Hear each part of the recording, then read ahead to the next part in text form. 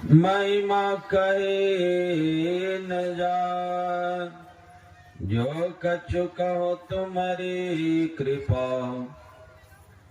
मोते कछु न बसा। जो कछु कहो तुम्हारी कृपा, मोते कछु न बसा।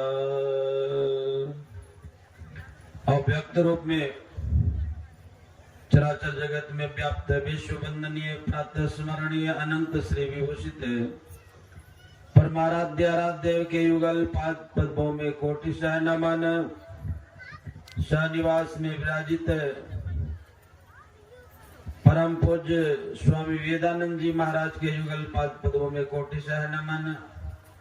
मंच में मंचस्थ परम पूज्य स्वामी जगपरानंद जी महाराज,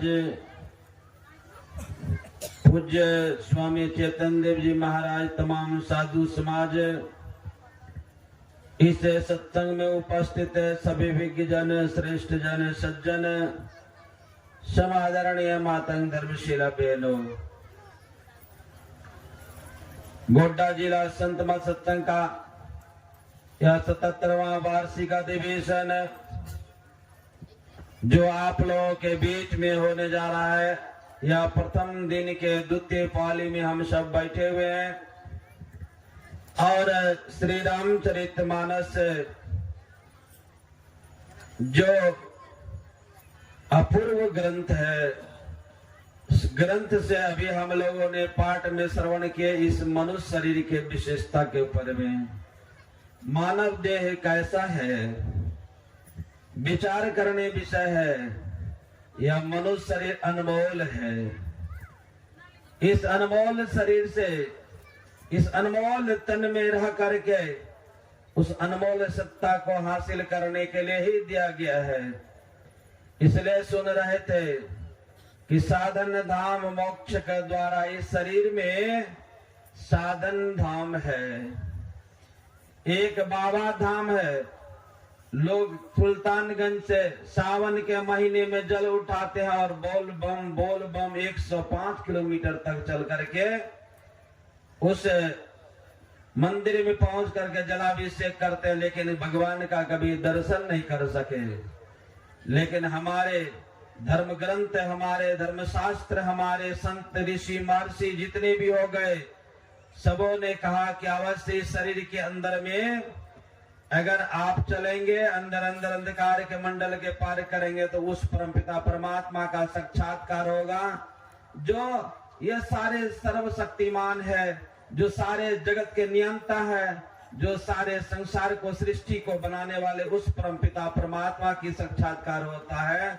इसलिए कहा शरीर यह साधन धाम, और इसमें कहा मोक्ष के द्वार है।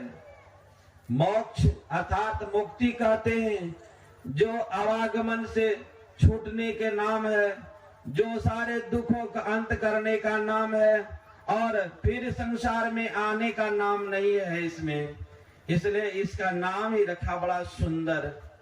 इसलिए उस स्तन के अंदर में घुस करके खोजने के लिए कितना सुंदर कहा, बड़े भाग मानुष तन पावा।